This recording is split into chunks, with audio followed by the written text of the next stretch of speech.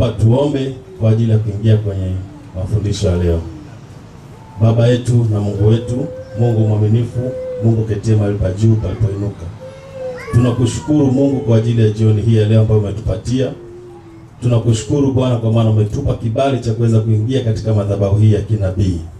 Baba, tunaomba utusaidie kuyasikiliza maneno yako na kuyatendea kazi. Na mimi mtumishi wako ambaye nimesimama mbele yako madhabahu hii, nahitaji ufunuo kutoka kwako. Ukaniongoze wewe Bwana.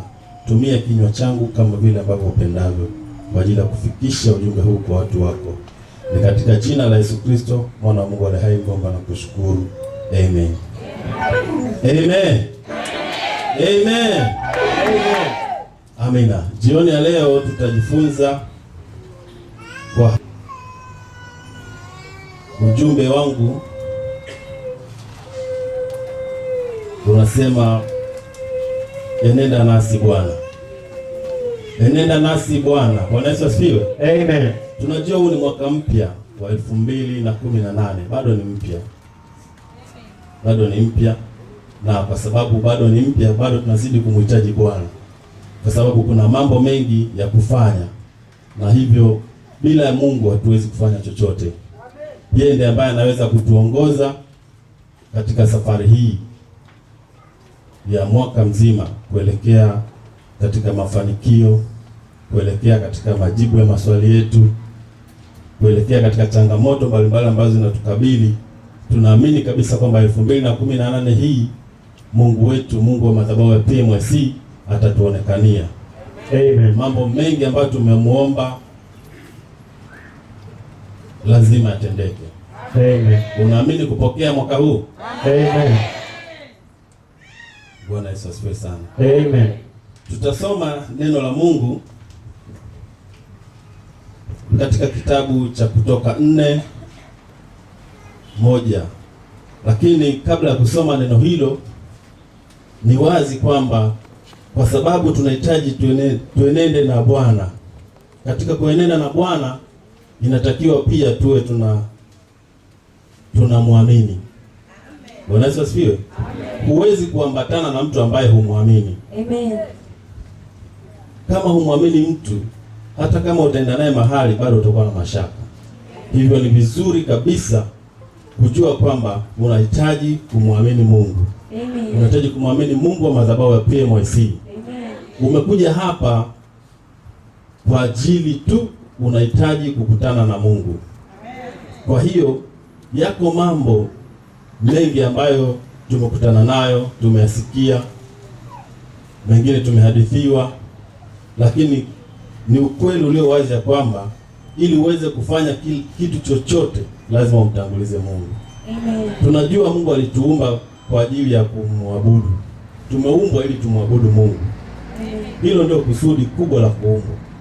Lakini katika kuumbwa huko kumwabudu Mungu, kuna mambo ambayo tumefanya tukajipata tumetoka kwenye mstari. Tukatoka kwenye kusudi la Mungu kutuumba. Hivyo tumepata matatizo. Tumekutana na changamoto nyingi kwa sababu tu tulitoka kwenye ule uhusiano wetu na Mungu wa awali. Bwana asifiwe sana. Amen. Hivyo sasa tunahitaji tena kukutana naye na tuongoze. Tunahitaji kuambatana naye. Hii 2018 tunamhitaji Mungu, twende naye. Amen. Usikubali kufanya mambo yako peke yako. Kubali kuungana na Mungu wa madhabahu ya PMYC. Amen. Ili uweze kufikia pale ambapo unapatarajia. Bwana asifiwe. Amen. Huwezi kukutana na Mungu wala huwezi kuambatana na Mungu bila kupitia kwa kiongozi, mtumishi wa Mungu. Kwa sababu yeye ndiye ambaye anapokea maagizo kutoka kwa Mungu. Bwana asifiwe. Amen. Yeye ndio tumesema kila mara kwamba nabii ama mtumishi wa Mungu ndiye kinywa cha Mungu. Hatuwezi kukutana na Mungu sisi live. Lakini kwa kupitia mtumishi wa Mungu nabii Esther tunaweza kupata ufunuo, tunaweza kupata majibu ya maswali yetu kwa sababu yeye Mungu anamtumia. Amen. Na tunaamini anachotuambia kinatoka kwa Mungu. Bwana asifiwe sana. Amen. Kwa hiyo jioni ya leo nabii hayupo, lakini madhabahu hii ipo na Mungu wa nabii Esther yupo mahali hapa. Amen. Na mimi kwa sababu sijasema mimi mwenyewe nisimame hapa, ni nabii Esther anasema nisimame.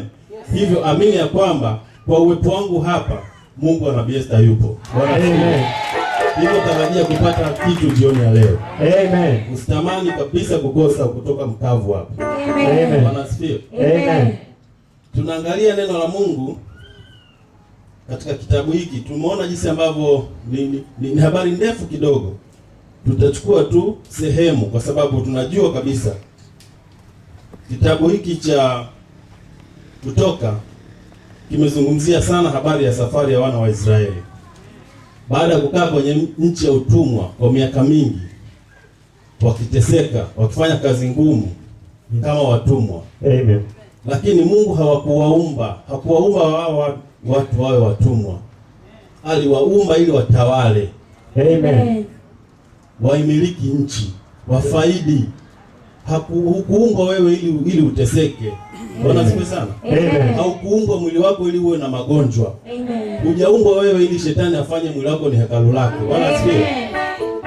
Umeumbwa ili umwabudu Mungu. Lakini shetani amefanya miili yetu ndio hekalu lake. Shetani amefanya makao yake kwenye mwili wako. Bwana asifiwe. Amen. Sasa mwaka huu 2018 hiyo hali tunaikataa. Amen. Tunahitaji kuanza na Bwana. Yes. Tunahitaji Mungu atutangulie. Bwana Yesu asifiwe. Amen. Mungu atatutangulia vipi sasa? Lazima kuna mtumishi wa Mungu ambaye ndiye kiongozi au ndio dira yetu. Kwa sababu sisi tuko chini ya madhabahu ya PMYC na tunaye nabii wa Bwana, Nabii Esther. Amen. Tunaweza kuambatana na Mungu, tunaweza kwenda na Mungu popote. Amen. Kwa sababu tunaye nabii. Bwana asifiwe. Amen. Hivyo tutasoma hii mistari ya kitabu cha Kutoka 4:1 mpaka 12. Amen. Nitasoma. Musa akajibu akasema, lakini tazama, hawataniamini wala hawataisikia sauti yangu, maana watasema, Bwana hakukutokea. Bwana akamwambia, ni nini hiyo ulionayo mkononi mwako? Akasema, ni fimbo. Akamwambia, itupe chini. Akaitupa chini, nayo ikawa nyoka. Musa akakimbia mbele yake. Bwana akamwambia, nyoosha mkono wako kamshike mkia.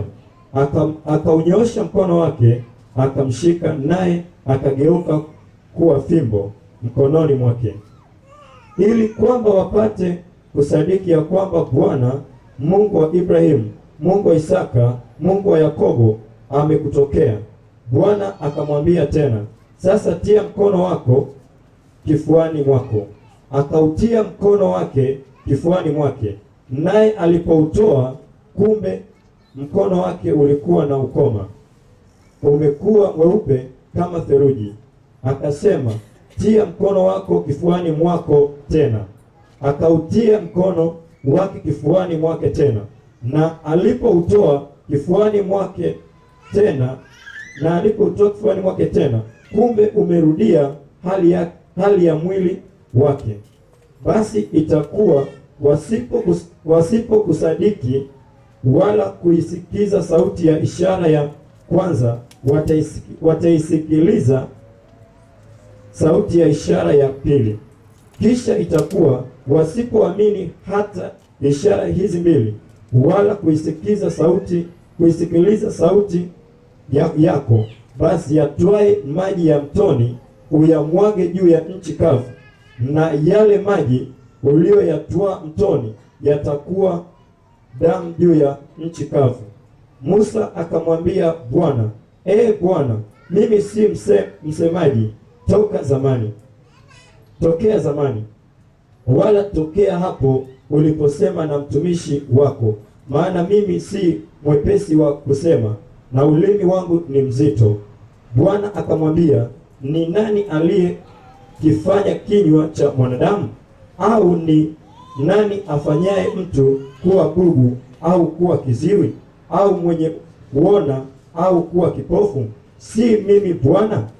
Basi sasa enenda nami, nitakuwa pamoja na kinywa chako na kukufundisha utakalo linena.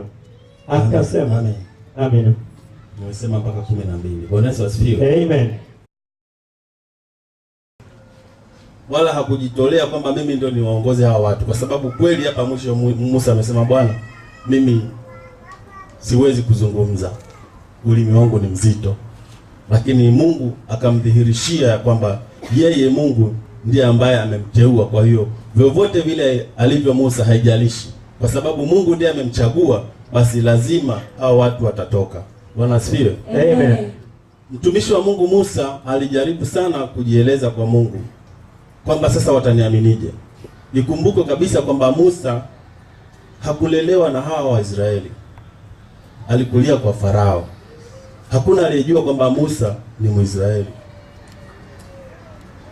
kwa sababu alikulia kwenye nyumba ya Farao. Sasa akawa na mashaka kwamba hivi wataniaminije? Kwanza mimi si msemaji mzuri, na hiki kitu unachonipa Bwana, kweli watu hawa watanielewa? Lakini Mungu hakusita, kwa sababu alijua kabisa yeye ndiye atakayemtumia Musa. Si Musa ambaye anaenda kwa akili zake, bali ni akili za Mungu ziko ndani ya Musa. Bwana asifiwe. Amen. Hata alipojaribu Musa kujitetea, lakini Mungu akamwambia, hebu kwanza nisikilize Musa, umeshika nini mkononi? Kutaka ili Musa aamini kwamba ile sauti ni ya Mungu, akamwambia, nimeshika fimbo. Ile fimbo ni fimbo ya kawaida, lakini kwa muujiza ile fimbo ikageuka kuwa nyoka. Bwana asifiwe. Amen. Hiyo ilikuwa ni ishara ya kwanza. Ishara ya pili tuliyosoma ni kwamba Musa mkono wake ulikuwa na ukoma. Lakini ishara hizi zinatosha nini? Kwa sababu zilikuwa kati ya Musa na Mungu. Wale watu hawakuziona hizi, kwa hiyo wanawezaje kumwamini? Musa akaambiwa tena, kama unafikiri hawatakuelewa, basi mbele yao utachota maji, utayamwaga kwenye nchi kavu, nayo maji yatakuwa damu. Musa akapata nguvu kidogo, lakini pia akarudi kwenye hali ya kibinadamu, akajiona tena, mimi ni Musa. Akamwambia, hapana, hata kama kinywa chako ni kizito, lakini ujue kwamba mimi ni Mungu, ninaweza kufanya bubu, kiziwi, kipofu. Kwa hiyo Musa alikubali ile hali, alikubaliana na Mungu, na ndivyo ilivyo hata leo. Nabii anapokuwa madhabahuni hapa, kweli anaonekana ni Nabii Esther, kama unavyomjua, inawezekana unajua historia yake vizuri sana, lakini kwa sababu ana kitu ndani yake cha kimungu, hawi Esther yule unayemjua. Amen. Kwa sababu ana kitu cha kimungu ndani yake, si yeye. Amen. Ni Mungu yuko ndani yake. Amen. Bwana asifiwe. Amen. Kwa hivyo chochote anachokisema hapa, akisemi kwa mamlaka yake, anakisema kwa mamlaka ya Roho Mtakatifu. Amen. Akikwambia simama uende, kama ulikuwa una udhaifu wa mwili wako, akikuombea, akikwambia umepona, ukisema naamini nimepona, na kweli unakuwa umepona. Bwana asifiwe. Amen. Hutakiwi kuwa na mashaka. Hivyo tunapaswa kwanza kabisa kumwamini mtumishi wa Mungu, kumwamini nabii. Bwana asifiwe. Amen. Ikiwa umekuja kwenye madhabahu hii na unataka kweli Mungu akutendee, muamini mtumishi wa Mungu. Amen. Amini kabisa kwamba yeye ndiye mwenye dhamana ya hii madhabahu. Amen. Yeye ni wakili wa Mungu. Kwa hiyo yuko mahali hapa kwa ajili ya kuyatekeleza yale makusudio ya Mungu. Bwana asifiwe. Amen. Usiwe na mashaka. Mashaka yako ndio yatakufanya uchelewe kupokea muujiza wako. Bwana asifiwe. Inawezekana umekuja hapa jioni ya leo unaumwa. Inawezekana umekuja jioni ya leo umefukuzwa kazi, au una mashaka na jambo fulani, haya mambo hayaendi vizuri. Amini kabisa kwamba kwenye madhabahu hii upo muujiza wako. Bwana asifiwe. Amen. Lazima leo upokee muujiza wako. Shetani hawezi kufanya chochote. Shetani yeye anatisha tu. Amen. Kwa sababu hakukuumba yeye, wewe umeumbwa kwa mfano na sura ya Mungu. Sasa iweje shetani anaweza kukuhubiria na ukamwelewa zaidi, ukashindwa kumwelewa Mungu ambaye amekuumba? Bwana asifiwe. Amen. Kwa hiyo tunapokuwa kwenye madhabahu hii ya kinabii, hakikisha kwamba unaiamini kwanza madhabahu. Amen. Na unamwamini mtumishi wa Mungu na kile anachokuambia. Kwa mfano sasa amesema tupige picha. Unaweza kujiuliza kwanza, hii picha ni ya kazi gani? wewe mwenyewe ukaanza kuwa na mashaka, basi ujue kabisa kwamba hutapata unachokihitaji. Lakini ukiamini kwamba nabii amesema nipigwe picha, wewe mwingine umeshatuma picha yako tayari, saa nyingine kule ofisini secretary ameshaanza kuzifanyia kazi. Ukiamini kabisa ya kwamba hiki ninachokifanya Mungu atanitendea ile ninalohitaji, hakika itakuwa hivyo. Amen. Usiwe na mashaka katika swala la kuamini, kwa sababu tumemhitaji Mungu tuende naye. Tumemlilia kwa muda mrefu. Nenda nasi Bwana katika changamoto zangu za maisha. Sina kazi, ninaumwa, sina hiki. Unamwomba Mungu kila siku. Kila siku unamwomba Mungu. Sasa Mungu ametokea kwa namna ya kuambia lete picha yako. Amen. Unaanzaje kuwa na mashaka? Lakini ndivyo ilivyo, kwa sababu tunamtazama Mungu kwa sura ambayo tunaijua sisi. Unaomba kila siku, unaomba Mungu anitokee. Mungu anitokee. Mungu anakutokea kwa namna nyingine ambayo tofauti na vile ulivyokuwa unafikiria. Amen. Na hapo sasa unakuwa na mashaka. Bwana asifiwe. Amen. Huwezi kujua hata katika ile agizo la kusema tuweke gari ya Diana mafuta. Umesita. Lakini yamkini ungetoka hapa mbele haraka na kutekeleza lile. Huwezi jua ndio Mungu alikuwa amekuonekania. Amen. Tunakuwa wazito wa kutekeleza maagizo, lakini wakati huo huo tuko kiroho sana kumwomba Mungu atuonekanie kwenye matatizo yetu. Sasa ni namna gani Mungu anakutokea? Bwana Yesu asifiwe. Amen. Hivyo unapoambiwa kitu katika madhabahu, usifikiri sana. Amini, muomba kwa muda mrefu. Amen. Kuna watu, mfano ni mrahisi na kila mara unasemwa. Yawezekana mtu yuko hapa kila mara anaomba Mungu nipe mke, Mungu nipe mke. Kashaomba kabisa. Anakuja mtu anaanza tena kushangaa. Anasahau kwamba hivi ndio ombi lake alikuwa analiomba kila siku. Mwingine anaomba mume. Naomba mume. Mume anakuja hajui kwamba ndio alikuwa analiomba kila siku hilo. Ameshasahau. Anaanza kumwangalia the way alivyo. Anajitizama na kazi yake ilivyo na huyu mtu alivyokuja. Hivi kweli huyu, hebu ngoja nikaombe. Unaomba nini tena? Si ulishaomba miaka 2-3? Muujiza umekuja, unataka ukaombe. Kweli unaenda kuomba, unaenda kumwambia rafiki yako. Bwana siye. Amen. Tujue namna ya kujiconnect kwenye madhabahu. Usisahau kwa sababu ulishaomba. Sasa wana wa Israeli walimwomba Mungu miaka mingi. Zile kazi ngumu za kufyatua matofali, kufanya hivi, zilikuwa zimeshawachosha kwa sababu haikuwa ndio lengo la Mungu kuwaweka pale. Lakini tunaweza kuona hata baada ya kuanza ile safari walianza kwa furaha, lakini baadaye wakaanza kusahau tena. Wakasahau. Wakaona tena Musa, mbona wewe Musa tena kila kitu unasema Mungu amesema, Mungu amesema. Mungu amesema. Hivi kwa nini wewe Mungu na aseme na sisi? Kila siku nabii hapa anakuambia Mungu amesema. Nabii Esther, mbona Mungu aseme na mimi? Kwani mimi sinaabudu hapa PMS mwaka wa pili huu? Anasema tu na nabii, mbona Mungu aseme na mimi? Unataka Mungu aseme na wewe? Wewe ndio uliteuliwa kuwa nabii? Au wewe ndio kiongozi wa madhabahu? Bwana asifiwe. Kuna vitu vingine hutakiwi kujihoji sana, kwa sababu utakuwa unamtenda Mungu dhambi. Unamkasirisha. Mungu amemweka kiongozi hapa, ameweka nabii kwa ajili yetu. Watu hawa wakaona kwamba Musa, bwana, hizi sheria zako sasa zimetuchosha. Huyo Mungu na sisi tunataka aseme na sisi. Kila siku toa hiki, kila siku fanya hivi. Si leo njoo na udongo, kesho njoo na jiwe, njoo na ufagio, njoo na asali, njoo na kila kitu. Kwa nini? Mbona Mungu aseme na sisi? Mbona Mungu hajaniambia nije na udongo? Unataka Mungu aseme na wewe uje na udongo. Alafu ufanye nini? Kwa sababu sio wewe ambaye umeitwa.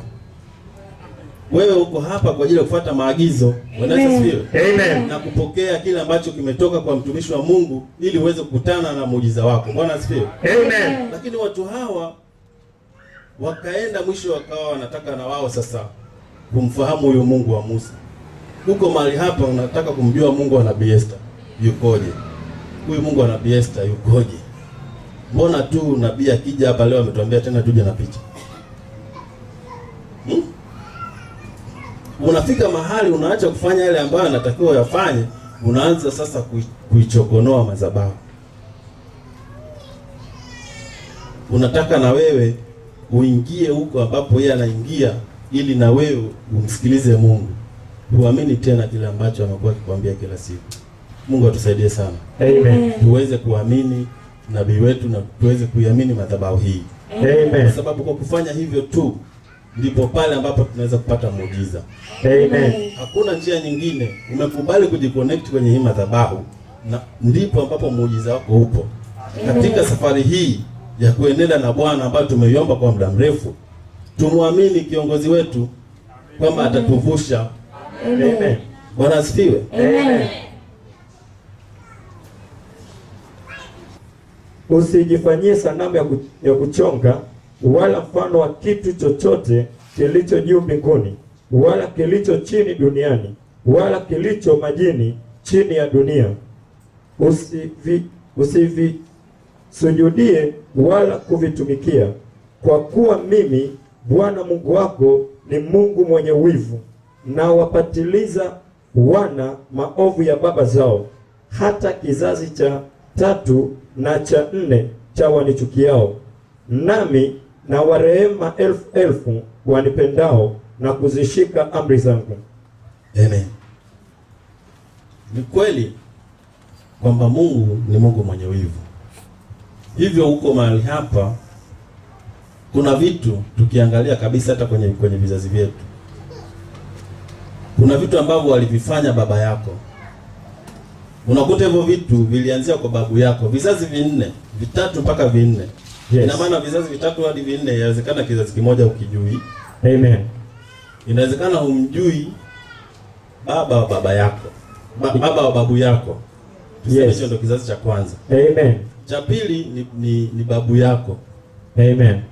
Cha 3 ni baba yako. Amen. Cha 4 ni wewe. Amen. Si 4 hivyo? Amen. Lakini dhambi iliyofanyika kule kwa baba wa babu yako inakushughulikia wewe mpaka leo. Mungu ndivyo analipa hivyo. Usitamani kuwepo kwenye madhabahu ambazo zina hasira ya Mungu yatoka awali. Huko hapo kuna vitu vinakutesa, lakini kumbe walifanya dhambi babu zako. Yes. Lakini leo wewe ndio unalipa. Wao walishapita, hawapo. Lakini mpaka leo hiyo hali inawasumbua kwenye ukoo wenu.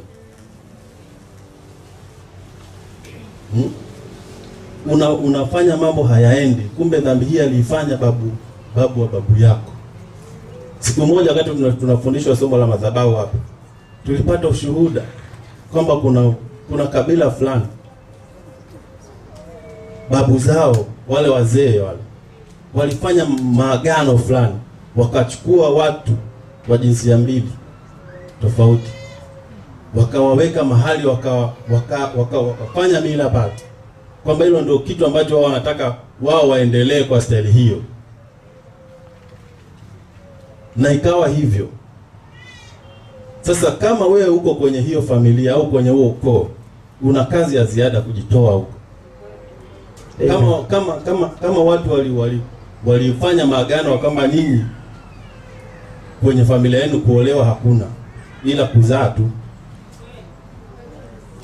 itakuwa hivyo. Sasa kama usipoligundua hilo, ukakaa kwenye madhabahu ukatulia, ukaamua kujitoa kwenye hiyo familia ambayo iliambiwa kwamba nyinyi mtaishia tu kuzaa tu, swala la ndoa nyinyi kwenu ni ndoto.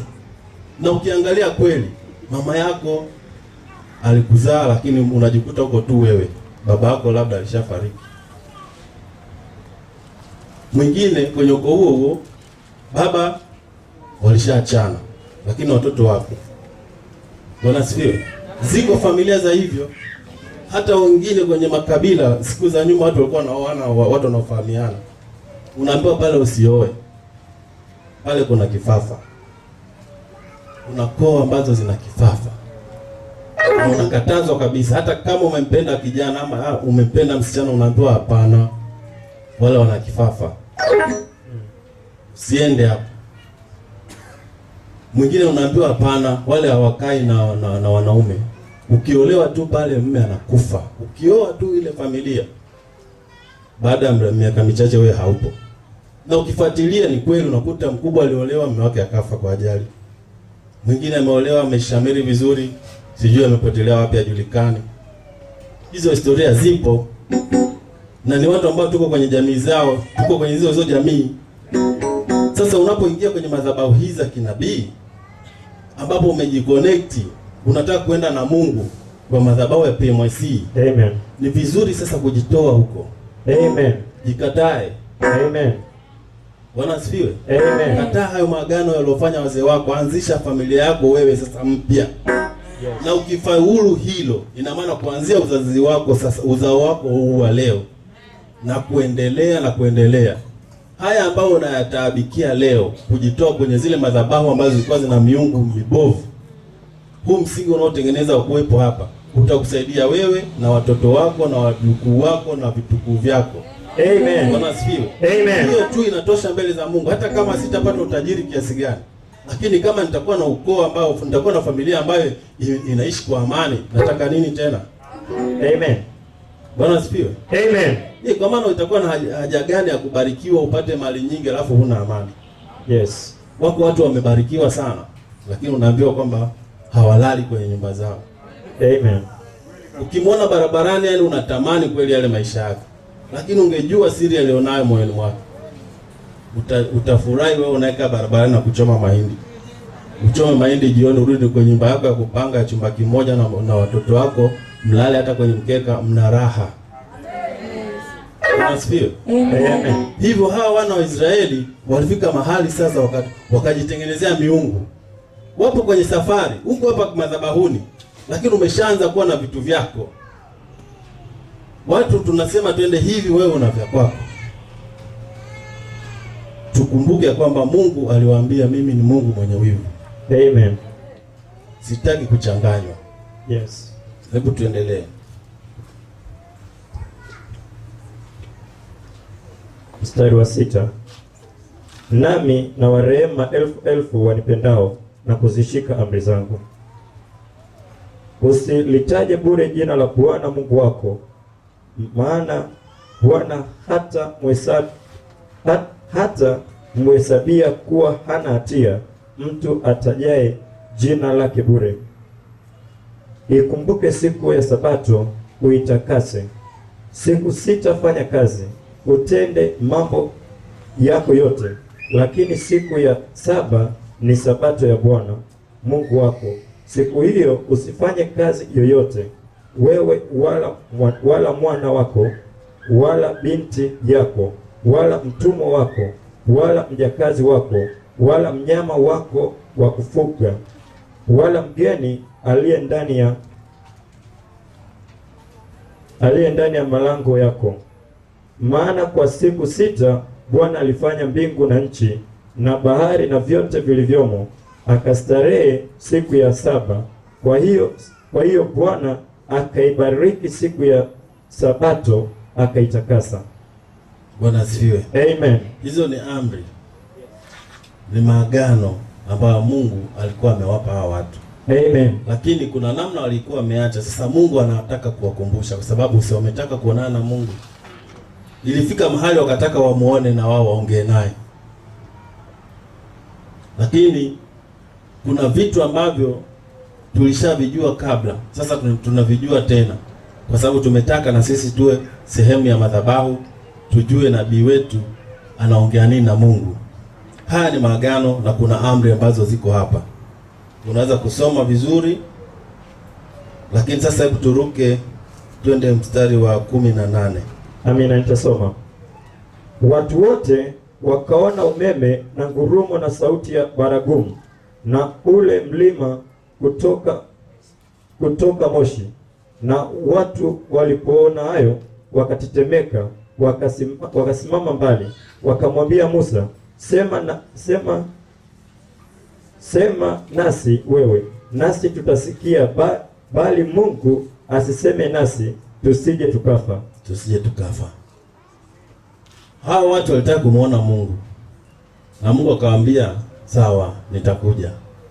akamwambia Musa, waambie wafue nguo zao, wajitakase kwa siku kadhaa,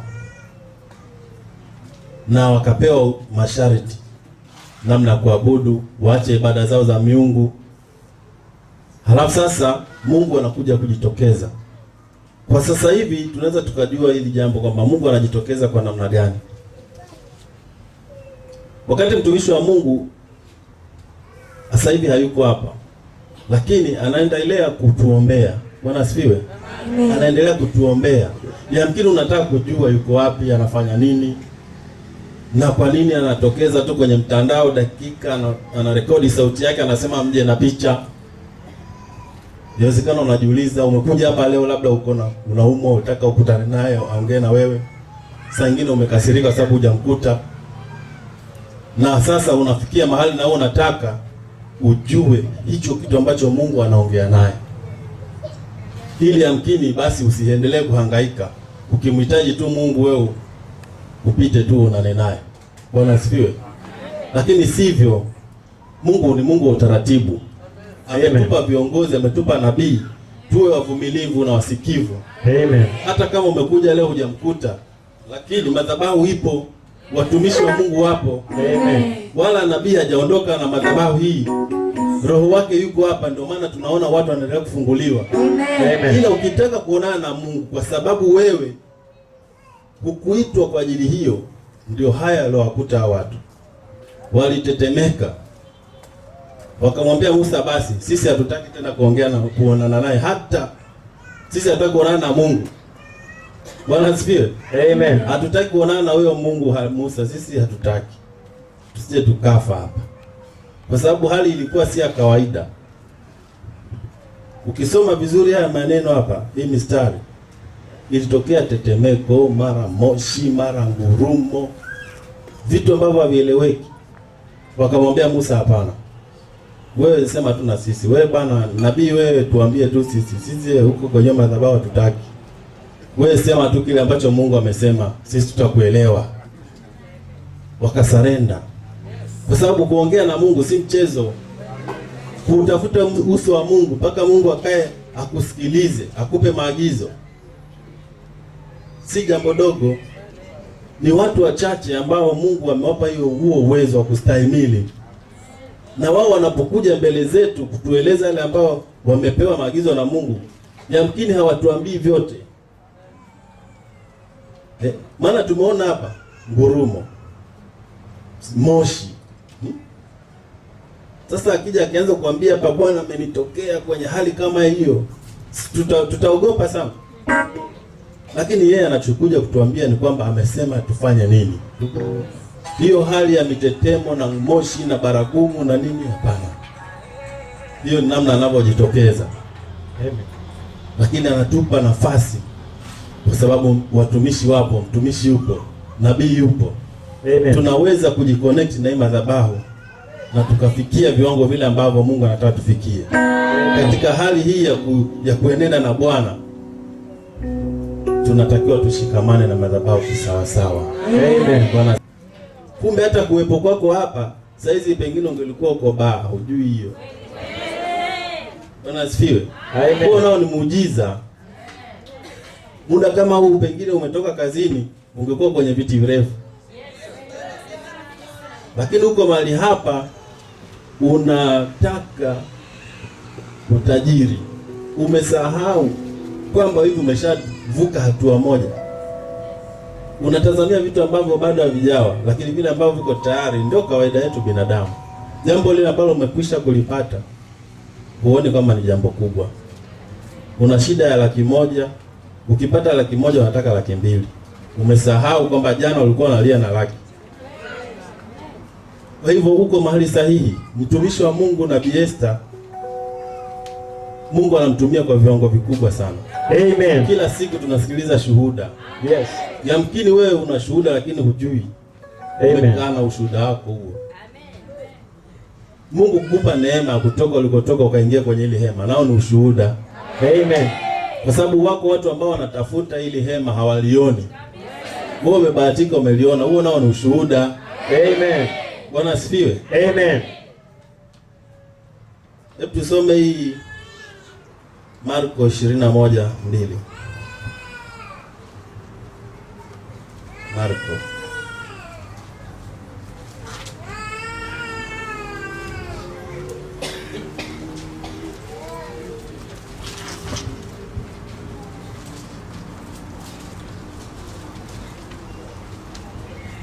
Marko inafika 16. Marko 2:2.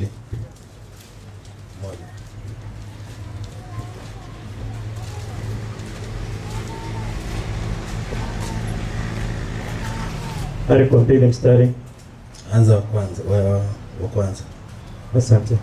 Akaingia Kapernaum tena baada ya siku kadha wa kadha, ikasikiwa ya kwamba yumo nyumbani.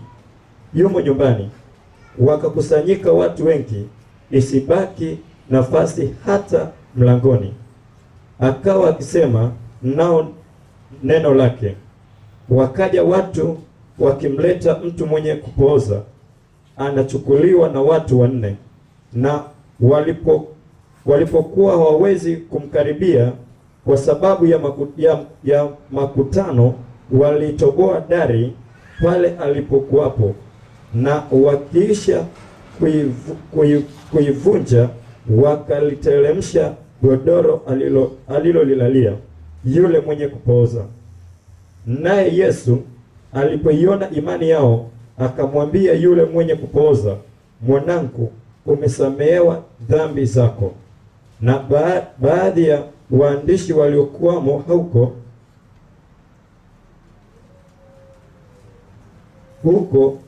wameketi, wakafikiri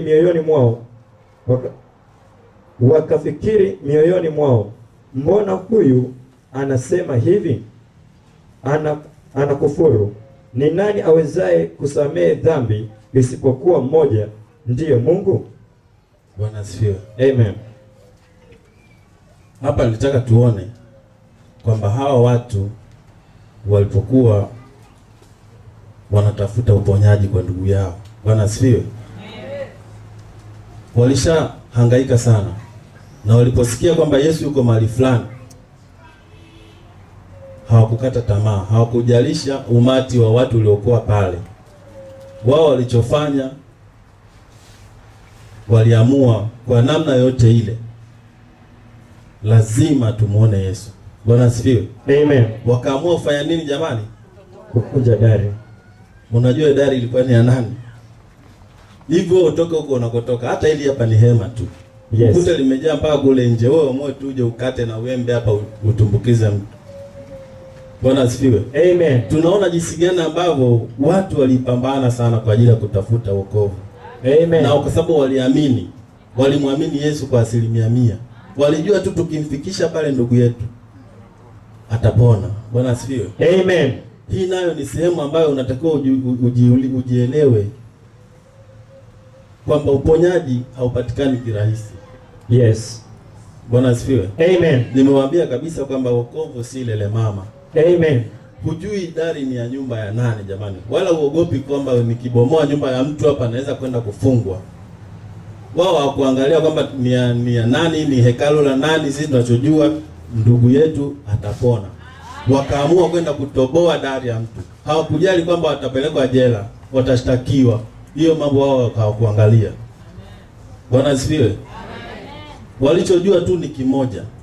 Tukifika pale ndugu yetu atakuwa mzima. Amen. Umekuja kwenye madhabahu hii, una tatizo lolote, amini kabisa kwamba Mungu wa madhabahu hii anatenda. Amen. Na unapoambiwa kwamba fanya jambo hili, usiwe na mashaka.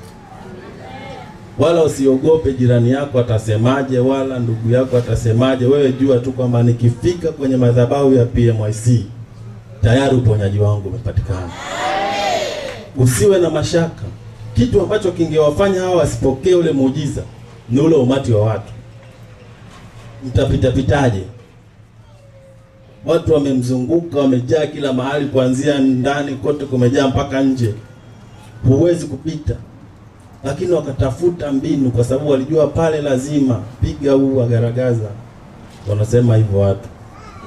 lazima kieleweke, tutapita. Wakatafuta sijui ni ngazi, waliunganisha ngazi vipi, maana tunaambiwa ni kama ni juu huko ni gorofani. Wakatafuta ngazi sijui walitoa wapi, wakang'ang'ana wakapandisha ndugu yao. Unapoambiwa omba, omba. Amen. Ngazi ni kama maombi, tunaambiwa hapa omba. Mtumishi wa Mungu akisema omba, usifanye tu hivi unashangaa wengine. Omba. Hiyo ndio ngazi yako. Amen. Hakuna kitu kitakachoweza kukutoa bila kuomba, hasa kwenye madhabahu hii. Amen. Maombi ni muhimu. Yes. Ndio ngazi. Na ukiomba utapata upenyo. Amen. Kufanya mahesabu mpaka ujue kabisa nikitoboa hapa ndio alipo.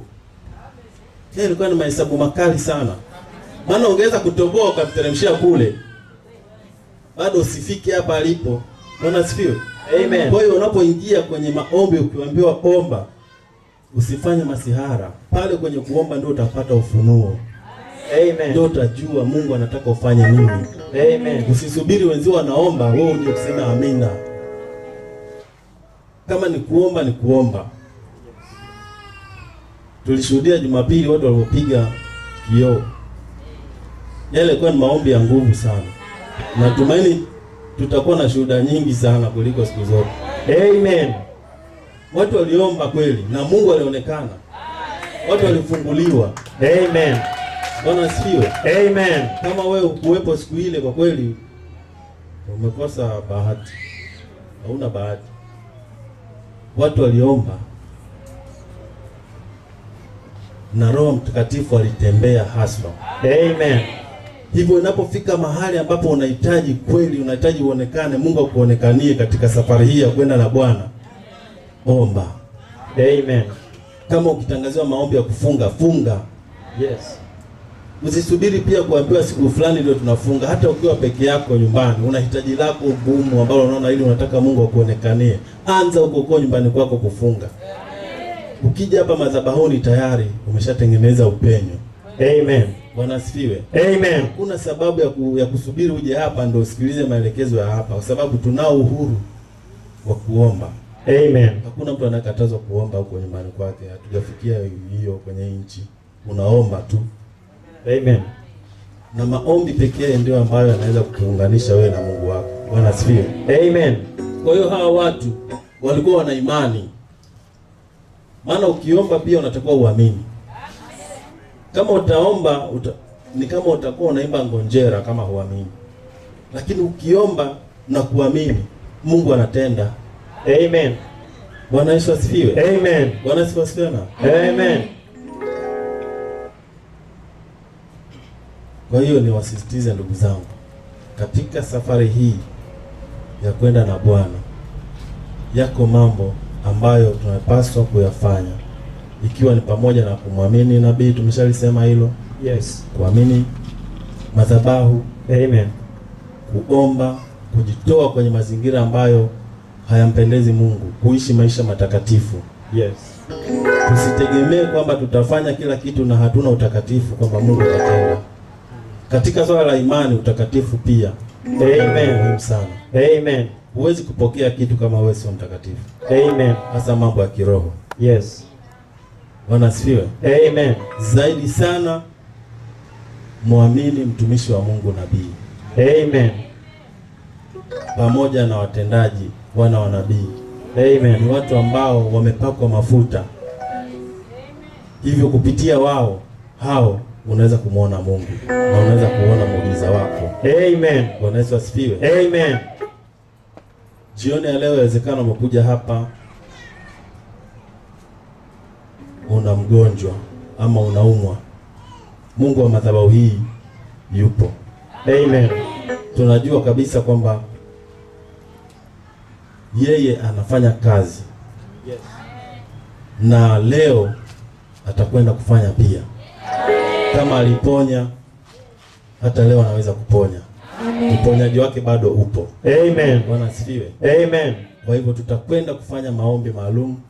Kama uko mtu ambaye ni mgonjwa, huwezi, na umekuja kwenye madhabahu na unaamini kabisa kwamba nikifika pale kwenye madhabahu ya PMYC Mungu atanionekania, kama tulivyosoma hapa, hao watu walipokuja hawakuwa na mashaka. Mashaka yako ndio yatakaoondoa muujiza wako.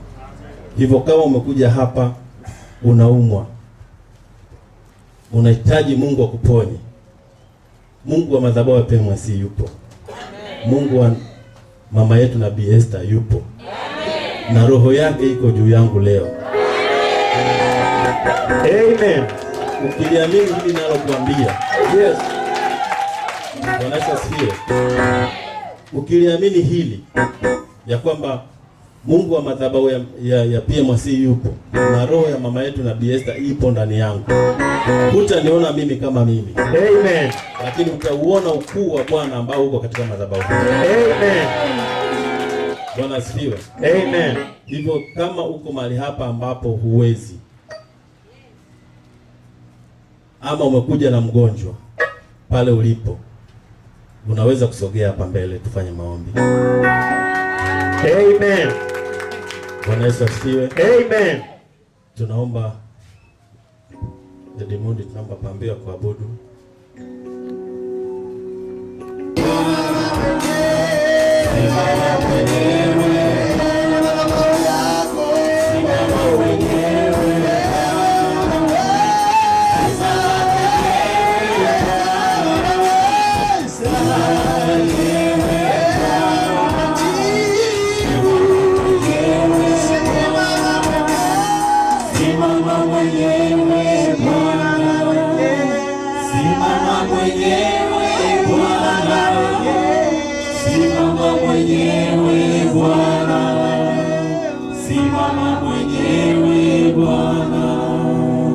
Simama mwenyewe Bwana, simama mwenyewe Bwana, simama mwenyewe Bwana, simama mwenyewe Bwana, simama mwenyewe Bwana.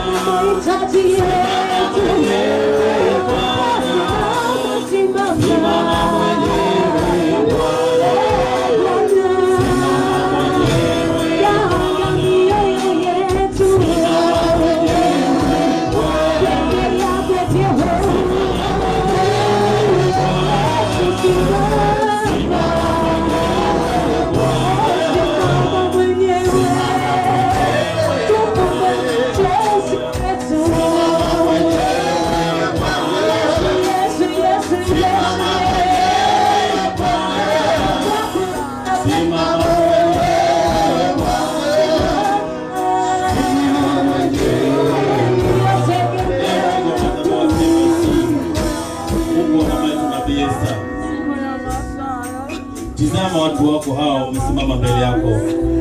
Wamekuja wakiwa hawawezi Bwana. Kwa sababu roho ya mama yetu Nabii Esther iko ndani yangu. Utakwenda kuwaponya watu hawa jioni ya leo. Nao watarudi kwa ushuhuda. Katika jina la Yesu Kristo. Sema ee Bwana Yesu. Ee Bwana Yesu. Ee Bwana Yesu. Ee Bwana Yesu. Ee Bwana Yesu. Ee Bwana Yesu. Naomba uponyaji wako. Naomba uponyaji wako. Uponyaji wako. Naomba uponyaji wako. Katika madhabahu ya PMIC. Katika madhabahu ya PMIC. Roho ya mama yetu Nabii Esther ipo mahali hapa. Sababu roho ya mama yetu Nabii Esther ipo mahali hapa. Nayo itakwenda kunigusa jioni ya leo. Nayo itaenda kunigusa jioni ya leo. Nayo itaenda kunigusa jioni ya leo. Nayo itaenda kunigusa jioni ya leo. Popote pale ambapo unaumwa sasa, shika pale ambapo panakuuma. Shika pale ambapo panakuuma. Kama ni kwenye kichwa, kama ni kwenye mgongo, kama ni miguu, shika pale. Roho ya mama yetu Nabii Esther iko mahali hapa jioni ya leo. Naamini kabisa utakwenda kupokea uponyaji wako. Simama mwenyewe Bwana, simama mwenyewe Bwana, simama mwenyewe Bwana, simama mwenyewe Bwana, simama mwenyewe Bwana. Simama mwenyewe Bwana,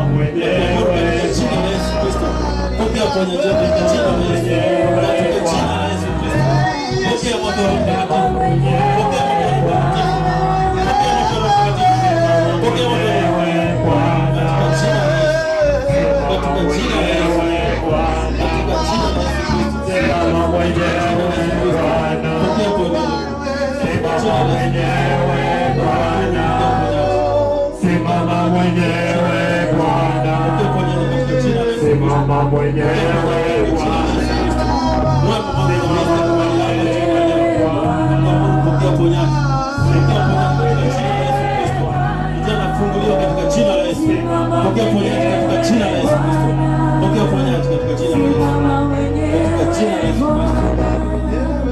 Simama mwenyewe Bwana, simama mwenyewe Bwana, katika jina la Yesu pokea uponyaji wako, katika jina la Yesu Kristo.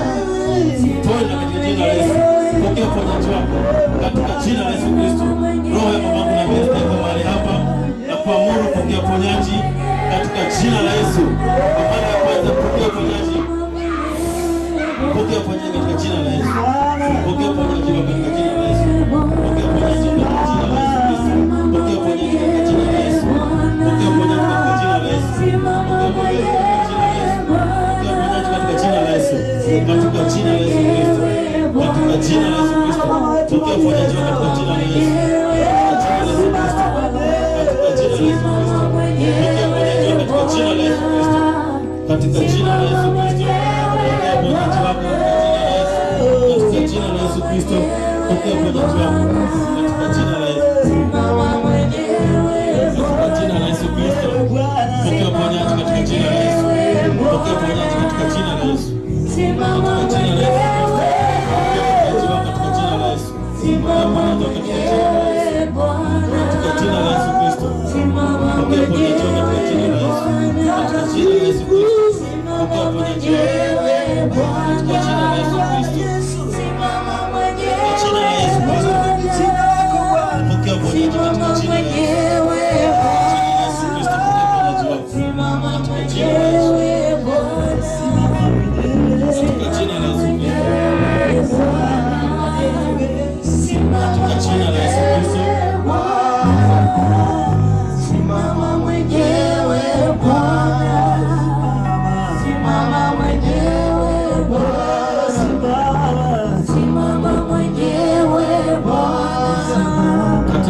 jina la Yesu Kristo mwana wa Mungu aliye hai.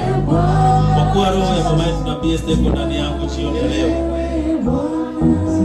Shetani ambaye umemwataki dada huyu, nakuja kinyume na nguvu zote za giza ambazo umemwataki. Kwa kuwa roho ya Nabii Esther mama yetu iko ndani yangu, na kuamuru kupitia mafuta haya pokea uponyaji katika jina la Yesu. Kuanzia kwenye mguu wako pokea uponyaji. Mafuta ya Roho Mtakatifu ya kuponya katika jina la Yesu Kristo. Pokea uponyaji katika jina la Yesu. Katika jina la Yesu Kristo. Katika jina la Yesu Kristo. Katika jina la Yesu Kristo pokea uponyaji. Katika jina la Yesu Kristo pokea uponyaji. Katika jina la Yesu Kristo pokea uponyaji. Katika jina la Yesu Kristo pokea uponyaji. Katika jina la Yesu Kristo pokea uponyaji. Katika jina la Yesu Kristo pokea uponyaji.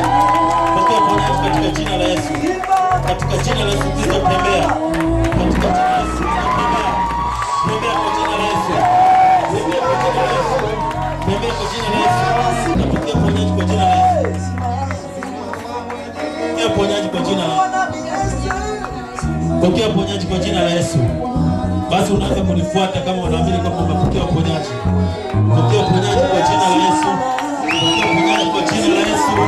Pokea uponyaji kwa jina la Yesu. Kwa jina la Yesu pokea uponyaji wako. Mguu nyanyuka.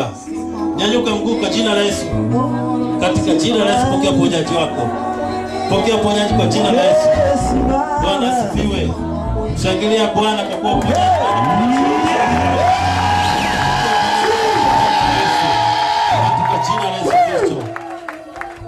Katika jina la Yesu Kristo pokea uponyaji. Unaweza kunifuata. Unaweza kunifuata. Shangilia Yesu. Shangilia Yesu. Shangilia katika jina la Yesu. Katika jina la Yesu pokea uponyaji. Uponyaji kwa jina la Yesu. Mguu wako utiwe nguvu. Mguu wako utiwe nguvu. Mguu wako utiwe nguvu katika jina la Yesu. Mguu wako utiwe nguvu.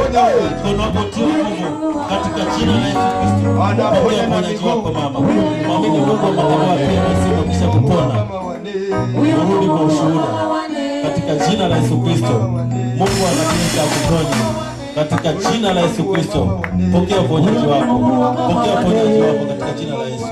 Unaweza kuja. Jitahidi nifuate, jitahidi. Amini. Amini ya kwamba Mungu amekuponya.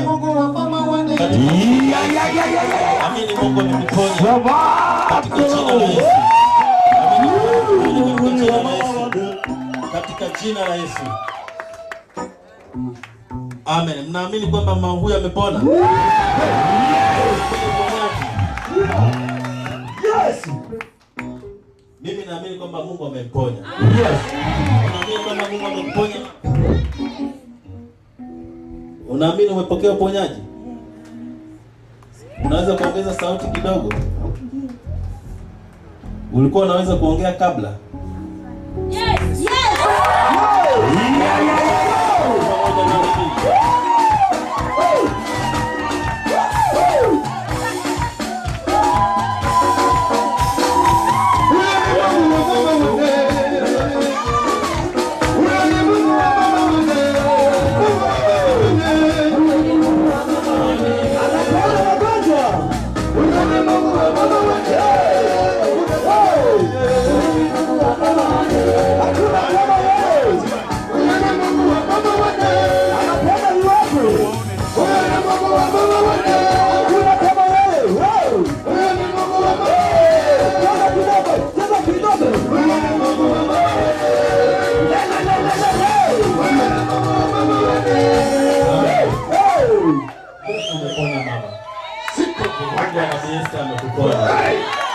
Karuni kwa ushuhuda.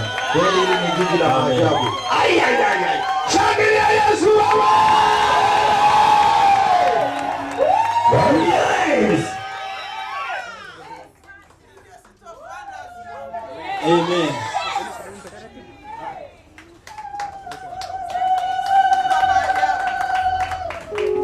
Mungu akuponye mzee.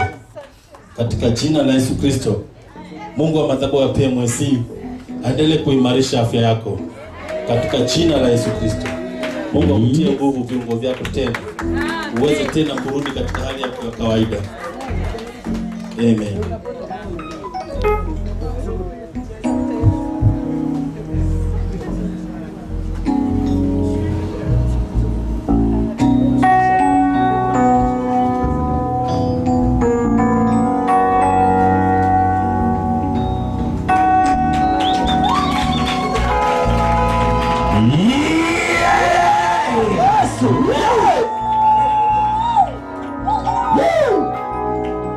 Bwana Yesu asifiwe. Bwana asifiwe. Mama huyu atarudi kwa ushuhuda. Leo mnamuona yuko hivi, lakini baada ya muda mfupi mtaona anakuja akitembea mwenyewe. Msaidie arudi kwenye kiti chake. Msaidie arudi kwenye kiti chake. Haleluya. Amen. Tunafikia mwisho wa ibada yetu. Amen. Tunaamini kabisa kwamba Mungu wa Nabii Esther ni Mungu mtendaji. Amen. Hataweza kutuacha tuishi. Amen. Hawezi kubali tushindwe na kitu. Amen. Lazima shetani aibike. Amen. Bwana asifiwe sana. Shetani lazima aachilie watu wa Mungu.